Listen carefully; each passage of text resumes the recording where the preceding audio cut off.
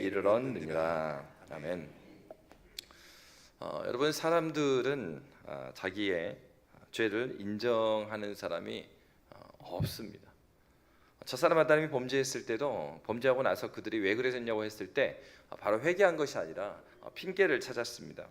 오늘날도 굉장히 우리는 많은 핑계를 찾죠. 그래서 이거를 왜 하지 않았느냐 하면은 하지 않은 그 아이들도 야단 맞지 않기 위함 가진 핑계를 대고, 우리도 마찬가지죠. 우리도 하나님 앞에서 어떤 걸 순종하지 않았을 때 하나님 말씀 앞에서 그렇지만 하나님, 그래도 하나님, 그러면서 자기가 정당함을 찾는 것, 그것이 죄의 특성입니다. 그래서요, 성 아우구스티누스는 그의 고백록에서 이렇게 적었어요. 그 죄라는 게 뭐냐, 그 특성을 우리 이제 띄워주시면 한번 쭉 읽겠습니다. 길지만 한번 같이 읽겠습니다. 생각하면서 읽으시면 좋겠어요. 같이 읽습니다. 그때까지도 나는 죄를 짓는 것은 우리가 아니요 우리 안에 있는 어떤 것이라고 생각했습니다. 그러므로 이러한 생각은 내 교만에 만족감을 주어 스스로 잘못이 없다고 생각하게 했습니다.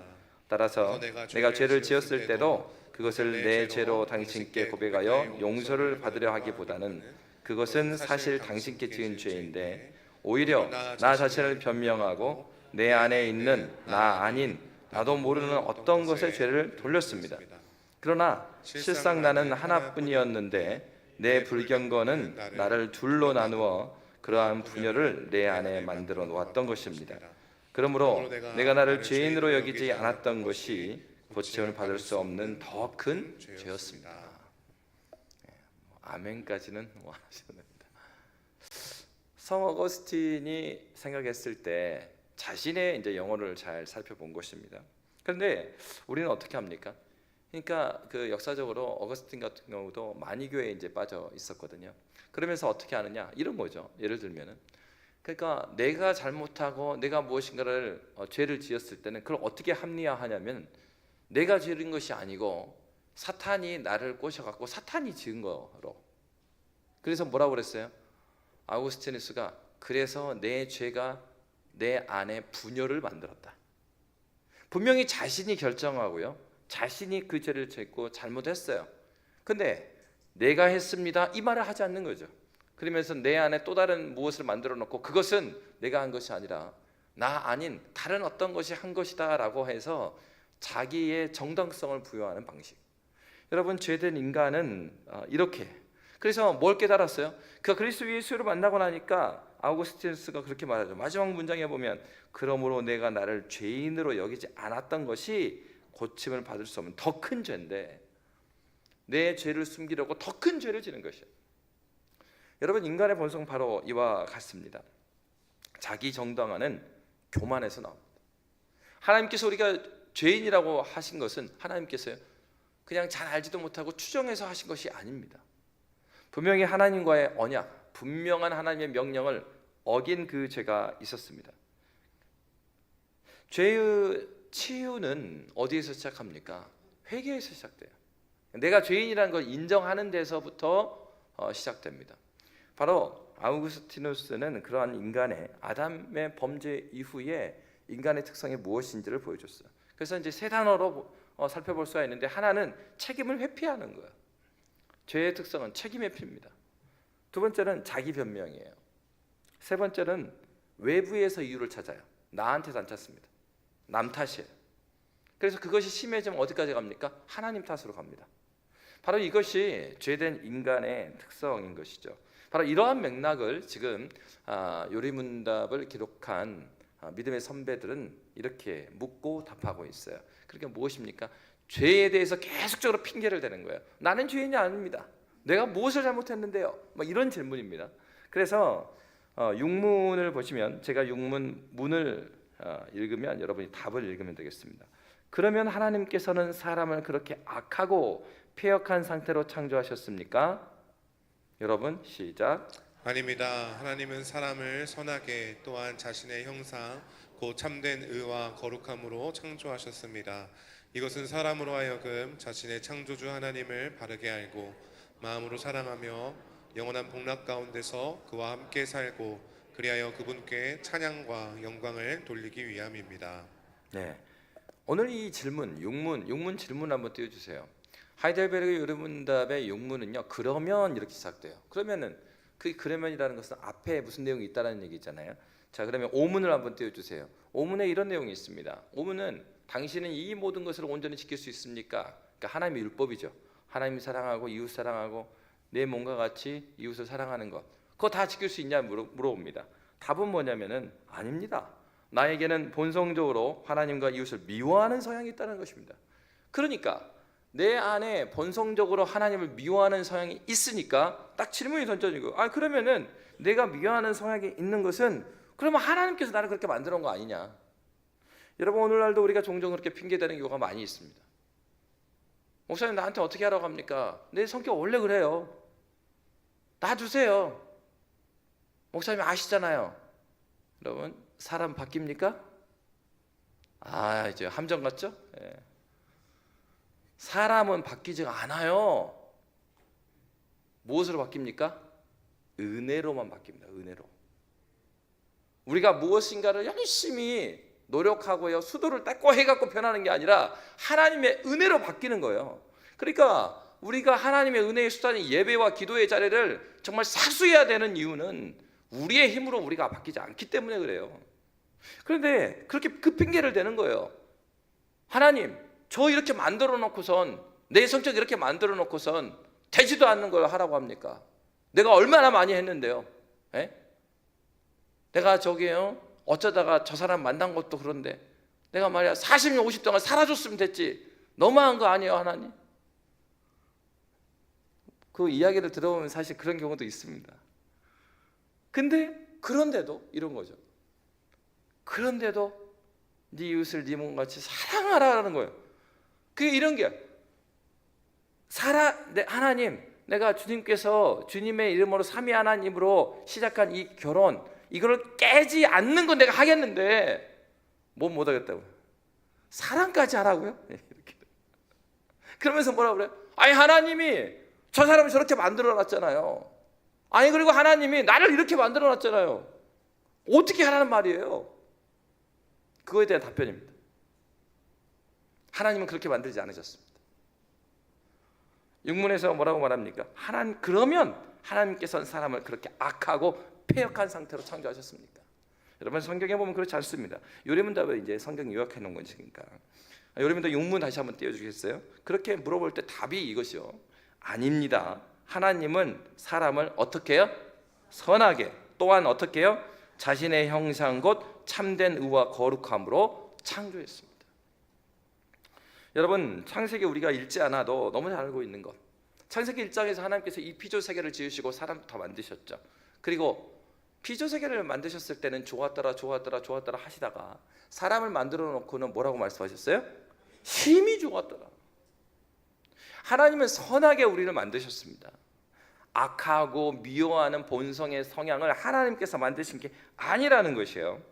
그러면서 선하게 창조하셨을 뿐만 아니라 우리를 하나님의 형상을 따라, 창세기 1장 26절부터 28절의 말씀에 보면은 우리가 우리의 형상과 모양을 따라 사람을 만들자 이렇게 말씀하십니다.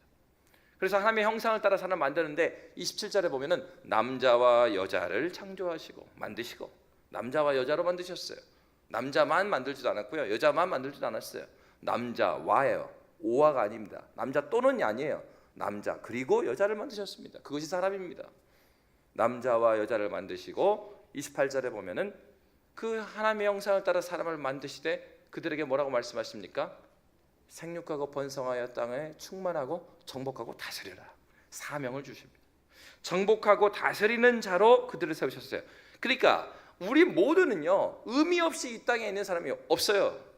궁극적으로 우리 모든 인간은 하나님께서 만드는 목적은 하나님의 대리통치자로 이 심이 좋은 아름다운 선한 이 땅을 하나님의 질서 가운데 다스리는 자로 우리를 부르셨습니다. 그러면 이런 거죠. 다스리에게는요, 제 성격도 그렇고 제가 가진 능력도 안 됩니다. 그렇게 말할 것 같아서 창세기 1장 26절이 있는 거예요. 무엇을 따라 만들었다고요? 하나님의 형상을 따라 만들었다. 하나님을 닮은 존재로 만들었다는 것입니다. 그러니까 하나님의 닮은 존재로 만들어서 어떤 사람은요, 하나님의 어떠하심을 드러내게 하기 위해서 어떤 사람은 노래를 잘해요. 그러니까 하나님의 형상은 하나님의 어떠하심에 대한 얘기예요. 그 노래를 가지고 하나님의 어떠하심을 표현해내는 거예요. 그리고 어떤 사람은요, 그림을 잘 그려요. 그림을 통해서 하나님의 어떠하신 분을 드러내는 거예요. 그 모든 것들, 하나님을 닮은 그 모든 것들을 하나님의 형상이라고 그래요. 근데 그 하나님의 형상의 아주 본질적인 게 뭐냐? 요리문답은 자신의 형상 곧 참된 의와 거룩함으로 창조했다. 이게 중요합니다. 참된 의와 거룩함. 그 말이 무슨 말이냐? 하나님의 대리 통치자로 이 땅을 다스리기 위해서 하나님께서 우리를 참된 의와 거룩함을 가진 존재로 만드셨다. 하나님의 형상을 요약하면 참된 의와 거룩함이래요. 하나님의 참된 의와 거룩함. 이게 뭐냐? 여러분, 성경에 보면은 에베소 말씀에 보면은 하나님께서 우리를 만드실 때에 에베소 4장 24절에 보면 하나님을 따라 의와 진리의 거룩함으로 지으심을 받은 새 사람을 입으라 이렇게 말하고 있어요. 먼저 하나님께서 우리에게 참된 지식을 주셔서요, 이 세상을 어떻게 살고 어떻게 걸어 나가야 될지 지식, 하나님을 알 수 있도록 해주셨습니다. 그럴 뿐만 아니라 참된 의로운 삶, 참된 의가 무엇인지를 알게 하셔서 참된 우리에게 있어서 내놓을 수 있는 의는 어떤 의입니까? 우리의 의예요? 그리스도의 의예요? 그리스도의 의죠. 그리스도의 의가 의미하는 건 하나님의 사랑이죠. 그러니까 참된 의를 경험한 사람은 예수의 사랑으로 사랑할 수 있는 존재로 만들었다는 얘기예요. 하나님을 아는 존재로, 예수의 사랑을 알아서 예수의 사랑을 나눌 수 있는 존재로, 그리고요 거룩함으로 만들었다. 거룩함이라는 것은 우리의 삶에 있어서 거룩함으로 살 수 있는 능력을 주었다는 얘기예요. 그러니까 하나님과 거룩한 하나님과 함께 살아갈 수 있도록 만드셨다. 그러니까 하나님께서는 그런 분이 아닙니다. 할 수 없게 만들어 놓고 야 살아봐. 우리 가지고 장난치는 하나님, 우리는 자꾸 그렇게 생각해요. 그래서 어떻게 합니까? 아이 난 되지도 않는데 왜 이거를 시켜갖고 나야 어렵게 하느냐. 근데 여러분 그렇지 않아요. 자, 여러 번 얘기했잖아요. 뇌과학자가 이야기하잖아요. 천재는 없다. 만시간의 법칙. 그래서 일정 시간 동안 만시간 이상을 무엇인가 하면은 평범한 사람들이 그걸 만시간 안 한 사람들의 눈에 그 사람이 천재처럼 보인다는 거예요. 하나님께서 저와 여러분 그렇게 만드셨어요. 다만 우리의 게으름과 나태, 그래가지고 뭐라고 말해요?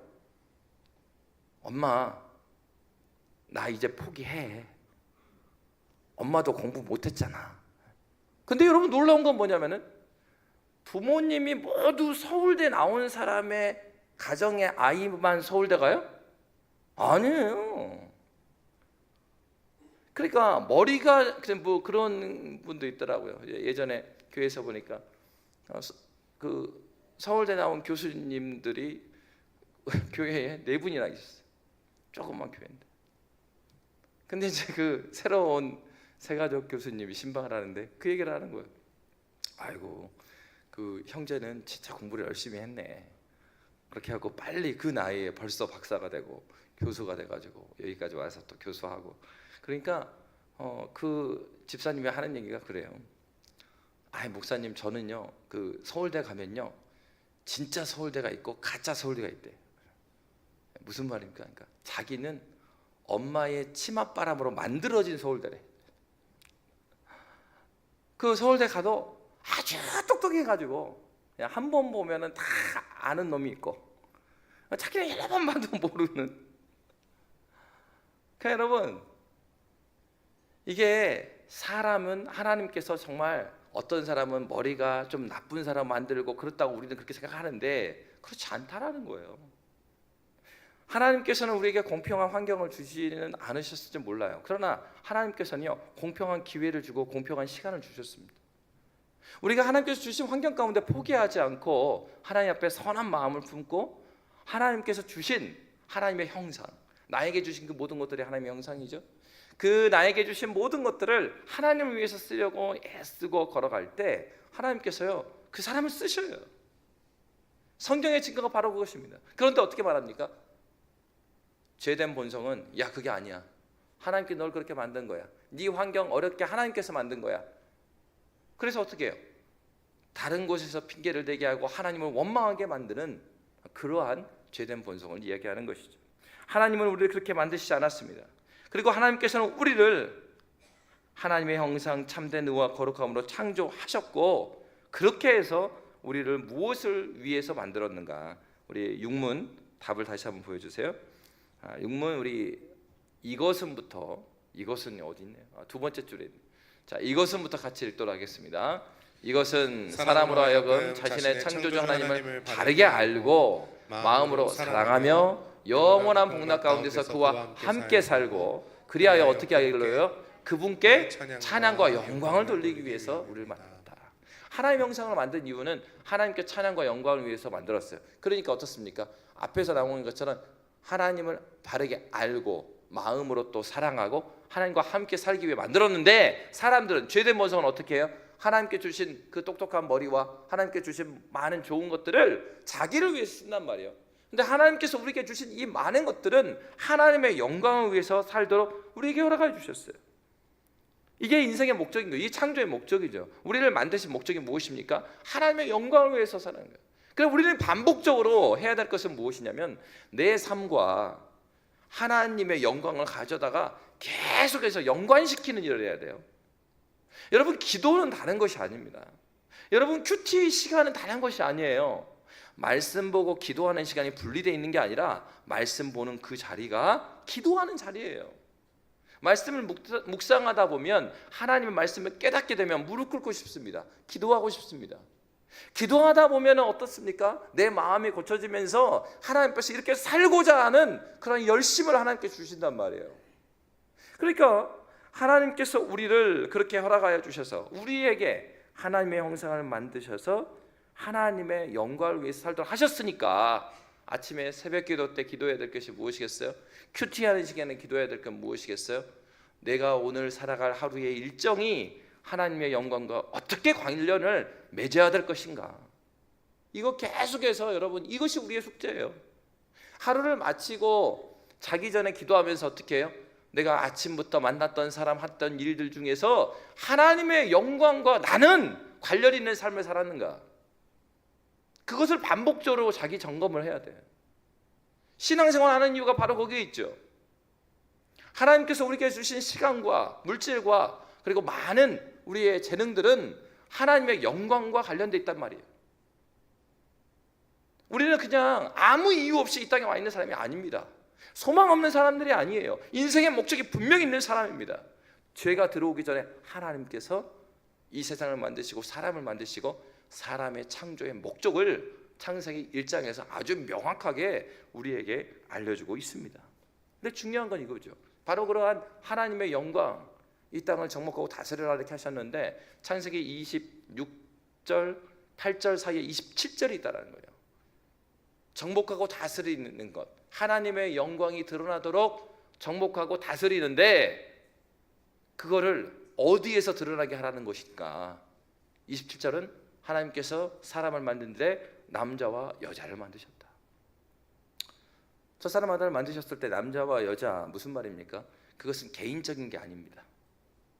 당시에 있었던 관계의 모든 것이에요. 26절과 28절은 하나님과 관계를 이야기하죠. 그런데 27절은 무엇을 보여주고 있는 거예요? 사람과 사람의 관계를 보여주고 있는 것입니다. 하나님께 주신 하나님의 형상으로, 하나님께 주신 재능과 자질로 하나님의 영광을 드러내도록 나에게 맡겨준 그 자리에서 다스린다. 하나님의 질서를 만들어낸다는 거죠. 그런데 어디에서요? 남자와 여자. 다시 말하면 사회적 관계 가운데, 우리의 관계 가운데서 하나님의 하나님 되심을 드러내도록 저와 여러분이 가지고 있는 달란트 사용하라는 겁니다. 그러니까 여러분 이거 그거 생각해 보셔야 돼요. 오늘도 여러분 일하고 예배에 왔지만은 여러분의 오늘 일 가운데서 어떤 사람은 컴퓨터를 잘해요. 근데 이 컴퓨터를 잘하는 이 재능 가운데, 이 재능을 통해서 하나님의 영광을 드러내는가? 어디에서요? 사람들과의 관계 가운데서. 그것이 창조의 목적대로 살아가는 거예요. 그것이 하나님의 영광을 위해 사는 거예요. 하나님의 영광이라니까 그 영광은 그러니까 뭔가 추상적이고 하나님의 영광으로 하니까 와, 예배 드릴 때만 하나님의 영광이 있고, 그런 것이 아니라 어디에서요? 여러분의 사회적 관계 가운데, 나의 인간 관계 가운데서 그 하나님의 하나님 되심을, 나에게 주긴 시간과 물질과 재능과 나의 어떠함이 하나님의 그 어떠함을 드러내기에 관계 가운데서 그렇게 살아가는가, 그것이 하나님 보시기에 내가 어떤 사람인가 하는 것입니다. 성경은 우리에게 이미 이렇게 말하고 있어요. 그런데 어떤 사람이요? 죄된 인간은 계속해서 하나님께서 주신 창조의 목적도 던져버리고 자기의 중심적으로 계속해서 묻습니다. 이렇게 되니까 어떻겠습니까? 아니, 선하게 창조하셨대요. 그러니까 어떻겠죠? 그렇다면 인간의 본성적으로 미워하는 성향, 이것은 어떻게 생겼는가? 바로 그것에 대한 문답이 7문 8문에 있습니다. 우리 7문 제가 읽으면 여러분이 답을 읽겠습니다. 그렇다면 이렇게 타락한 사람의 본성은 어디에서 왔습니까? 시작이요. 우리의 시조 아담과 하와가 낙원에서 타락하고 불순종한 데서 나왔습니다. 그때 사람의 본성이 심히 부패하여 우리는 모두 죄악 중에 잉태되고 출생합니다. 예, 첫사람 아담이 지은 죄를 원죄라고 그래요. 그리고 그때 첫사람 아담은 로마서의 말씀에 의하면 오늘 읽었던 5장 12절에 보면 한 사람으로 말미암아 죄가 이 세상에 들어왔다고 그랬잖아요. 그러니까 성경이 보고 있는 아담은 한 사람으로서가 아니라 인류의 대표자로 보고 있는 겁니다. 그러니까 우리는 그렇게 해석할 권한이 없지만 성경의 저자는 성령의 감동으로 성경을 기록했으니까 그런 권위가 있죠. 그러니까 성경이 증거하는 바는 무엇이에요? 아담은 인류의 대표자로서 하나님과의 언약을 깨뜨렸습니다. 그러면서 죄가 들어왔어요. 그러니까 아담이 창세기 3장에서 이 죄에 대한 형벌을 받는 것은 모든 인류에 대한 얘기입니다.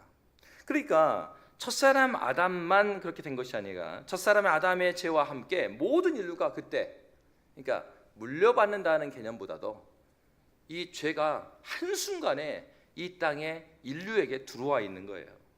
그러니까 아담으로부터 받은 그 부패한 본성이 원죄라고 합니다. 그러면 여러분, 아담으로부터 물려받은 이 부패한 본성 때문에, 그러면 이런 거잖아요. 그러니까 아담이 지은 죄하고 나하고 뭔 상관이 있느냐? 그건 답변이 됐죠. 아담이 대표자이기 때문에 아담이 죄를 지은 모든 순간에 그 모든 것들을 우리도 받은 거예요. 그래서 우리의 성품 자체가 죄로 인해서 부패하게 됐죠. 그러고 나니까 어떻습니까? 부패한 본성대로 내가 짓는 죄가 있어요. 그게 자범죄죠. 우리는 아담이 지은 그 원죄 가운데서 부패한 오염된 우리의 성품이 또 우리를 이끌어서 우리를 죄로 이끄는 그 자범죄 가운데 있는 거죠. 그러니까 이걸 생각해야 된다. 중요한 거는, 그러면은요, 아니 그렇게 원죄와 자범죄 가운데 있으면 우리가 그러면 아무것도 못하는 것이 아닙니까? 아니에요. 그렇게 죄를 지었음에도 불구하고 하나님께서 하나님의 형상을 다 거두어 가지 않으셨어요. 죄인들도 여전히 하나님의 형상입니다. 온전하지 못해요. 무엇을 통해서 알 수 있습니까? 아까 참된 지식과 의와 거룩함이라고 그랬잖아요. 하나님을 아는 지식이 있다 이겁니다. 그래서 로마서 1장에서는 뭐라고 말하고 있습니까? 너희가 핑계하지 못할지니 라고 말하고 있어요. 다시 말하면 핑계하지 못할 정도로 하나님이 계시다라는 것에 대해서는 이 동서고금을 막론하고 모두가 인정해요. 저 시골에 가서 복음을 전해도요, 성경책을 한 번도 보지 않은 아저씨하고 아줌마가 있어도요, 뭐 이렇게 막 이렇게 복음을 전하다 보면 하나님께서 이 세상을 창조하셨습니다. 그리고 막 하다 보면은 내가 하나님인지는 모르겠는데 그래 누가 있긴 있어. 근데 살아보니까, 내가 젊었을 때는 그렇게 생각 안 했는데 살아보니까 누가 계시긴 계셔. 근데 내가 그 하나님인지 모르겠는데 이렇게 말씀하신단 말이에요. 그럼 뭐라고 말합니까? 농촌에 가면은 그렇지, 하늘에서 비를 안 주시면 농사가 안 되지. 그러니까 사람들은요, 무엇인가 그가 누구신지는 모르지만 누가 계시다는 것에 대해서 이 역사를 잘 살펴보면 다 인정하고 있습니다, 인류는. 근데 어때요? 그 지식은 오염된 지식이야 지금. 그래서 어떻습니까? 참된 지식을 하나님께서 주셨을 때에는 이 총명함이 하나님의 하나님 되심이 그냥 자연을 보고서 또 딱 이제 떠오르는 거예요. 눈이 오면은 와, 야, 하나님께서 이 세상을 아름답게 하얗게 창조하셨구나 그러면서 하나님이 떠오르는데 눈이 오면 어떻습니까? 제가 죄인이라서 눈이 오면은 굉장히 불편해요. 마당 또 눈수를 해야 되네. 그리고 아름다운 것을 보면 어때요? 야, 뭐 진짜 멋있다. 불판을 가져왔어야 되는데. 그러니까 우리의 지성이 지금 남아있긴 남아있어요. 그런데 아름다운 하나님의 질서를 보고 무엇인가 아름다운 걸 보면 아름다움의 근원에 대신 하나님을 떠올려야 되는데 어때요? 이 부패한 지성 자체가 부패하고 오염되다 보니까 하나님이 떠오르는 게 아니라 뭐가 떠오릅니까? 삼겹살과 소주가 떠올라요. 누구를 즐겁게 하는 거예요? 나를 즐겁게 하는 게. 여기서 볼 수 있는 게 무엇이에요? 죄로 인한 오염된 우리의 지성과 정서와 의지가 향하는 것은 하나님을 향하는 것이 아니라 나를 향하고 있는 거예요. 그러니까 죄가 이 세상에 왔다고 해서 하나님의 형상이 제로로 없어져 버린 게 아니라 하나님을 아는 흔적이 남아있죠. 재능이 있다 이 말이에요. 하나님께서 주신 자질과 재능은 가지고 있어요. 근데 중요한 게 뭐예요? 그 재질과 재능 자체가 오염돼 있을 뿐만 아니라 방향도 하나님을 향하는 것이 아니라 자기를 향하는 거예요. 그러니까 안 믿는 사람은 예수 만나기 전에, 우리도 그렇지 않습니까? 예수 만나기 전에 어떻게 해요? 내가 무엇인가를 쭉 해나가면은 그것을 통해서 하나님께 올려드리려고 하는 것이 마땅하다고 생각한 게 아니라, 여러분 신앙생활 할 때 제일 어려운 게 뭡니까? 11조가 되게 제가 어려워요 지금. 자, 어릴 때부터 막 이제 부모님이 교육을 시키는데 제가 말씀드렸잖아요. 어렸을 때. 아니 그때 하얀 봉투가 20원짜리인데 아니 100원을 받으면 10원을 하라고 그래. 그러면 교회가 손해보잖아. 10원짜리 넣고 내면은. 그잖아요. 왜 이거를 그때 11조를 하라 그러나? 여러분, 우리의 죄된 본성은요, 마땅한 것을 마땅하게 생각지 않습니다. 자기 중심적으로 생각하고 자기 계산을 계속 집어넣는 것이 죄의 본성이에요. 신앙의 선배들은 말씀을 보면서 그것을 너무나 잘 알았습니다. 본성적인 타락이라는 것은 재능이 없어진 것이 아니라 하나님께서 주신 재능을, 하나님의 명령을 거역하는 데 쓴단 말이에요. 그러면 이제 이런 게, 아니 그러면요, 하나님 앞에서 우리가 죄인됨을 알겠어요. 우리가 오염된 본성을 갖고 있다는 거 알겠어요. 아니 그러면은 우리는 그렇게 살아야 된다는 겁니까? 그러면 이렇게 살아야 됩니까? 바뀌지도 않고 변하지도 않고 변하지 갈 수도 없는 것입니까? 그래서 신앙의 선배들은 8문으로 이렇게 묻고 답하고 있습니다. 제가 8문을 읽고 여러분이 답하겠습니다. 그렇다면 우리는 그토록 부패하여 선은 조금도 행할 수 없으며 온갖 악만 행하는 성향을 지니고 있습니까? 그렇습니다. 우리가 하나님의 성령으로 거듭나지 않는 한 참으로 그렇습니다. 방법이 없다니까요. 하나님의 성령 외에는. 그래서 구약에서부터 뭐라고 말해요? 주 여호와의 신이 내게 임하였으니. 이 이사야 성경을 예수님께서 낭독을 하셨습니다. 예수님 하나님이셔요. 그런데도 불구하고 예수께서 뭐라고 말씀하셔요? 이 이사야 말씀을 읽으면서 주 여호와의 신이 내게 임하였으니. 다시 말하면 예수께서 당신이 하나님이심에도 불구하고 성령 하나님의 도우심을 받아 가난한 자에게 부함을, 억눌린 자에게 자유를. 바로 예수께서도 그가 하나님이심에도 불구하고 성령 하나님의 능력으로 그가 이 땅에서 하나님의 일을 수행하셨음을 믿으시기 바랍니다. 우리가 변화되는 것은 우리의 어떤 수련, 능력. 여러분 수련회 가면은 수련이 돼요? 예수를 만난 사람에게는 수련을 통하여서 그가 조금씩 매일매일 조금씩 변화돼요. 예수를 만나지 못한 사람이 필요한 건 수련회 가서 예수를 만나는 것이에요.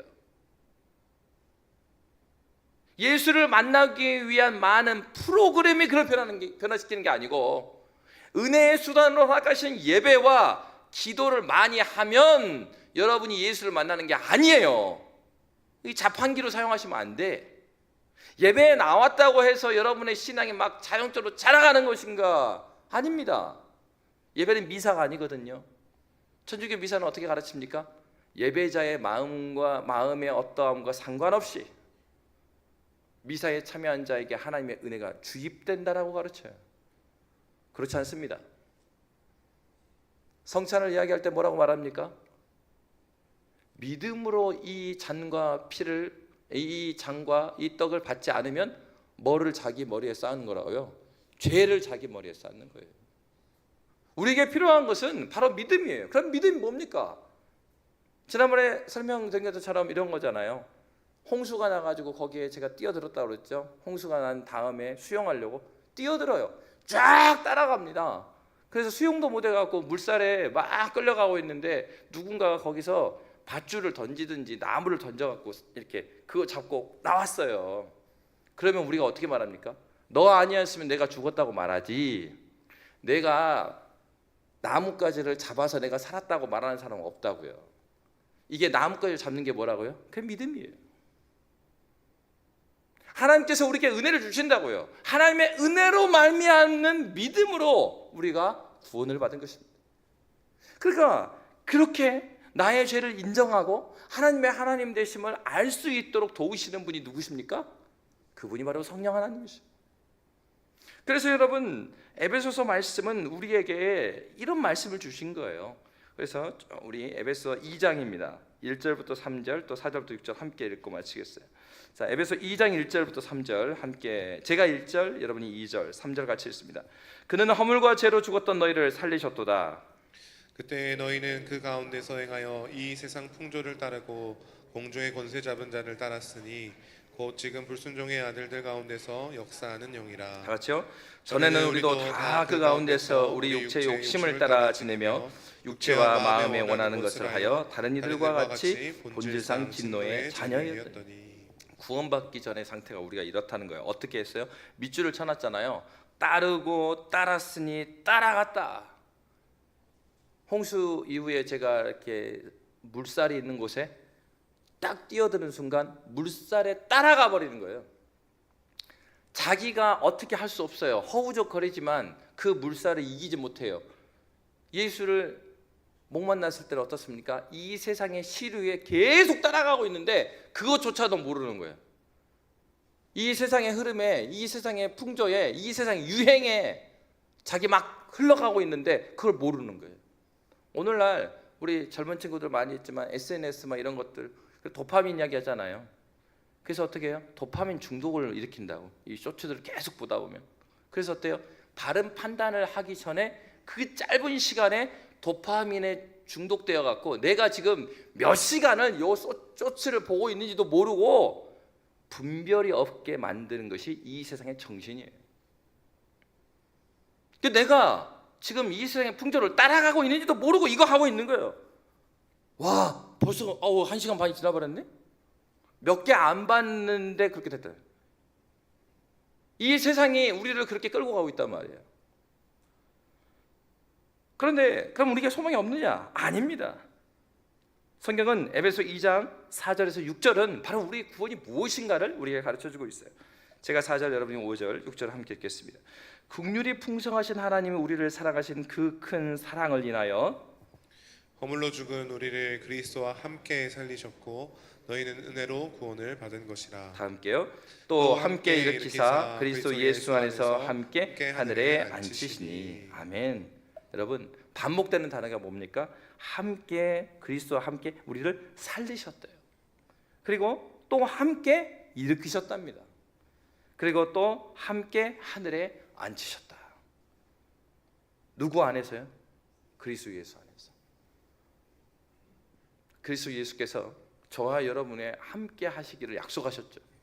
내가 세상 끝날까지 너희와 항상 함께 있으리라 하신 그 예수께서는 성령의 인도하심 가운데 살아냈으며 그럴 뿐만 아니라 예수께서 약속하신 바와 같이 그리스도의 영이신 성령께서 우리 가운데 오셔서 예수와 함께 살고 예수와 함께 일어나고 예수와 함께 하늘에 앉힌다. 다시 말하면 하나님께서 이 세상, 예수께서 이 세상을 다스리는 바와 같이 앉아 있단 말은 다스린다는 거예요.